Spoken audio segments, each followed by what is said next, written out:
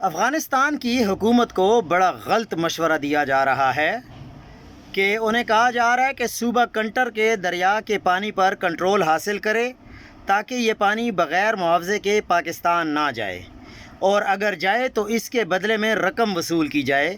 اگر کسی انجینئر کی ضرورت پیش آئے تو اسے بھارت سے بلا لیا جائے۔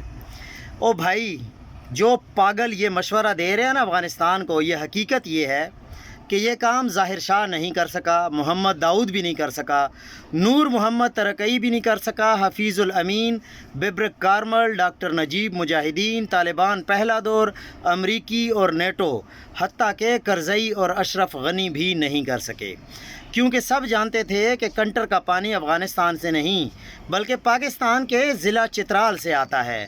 دریائے کنٹر دراصل چترال کے ہندو کش گلیشیئر سے جنم لیتا ہے۔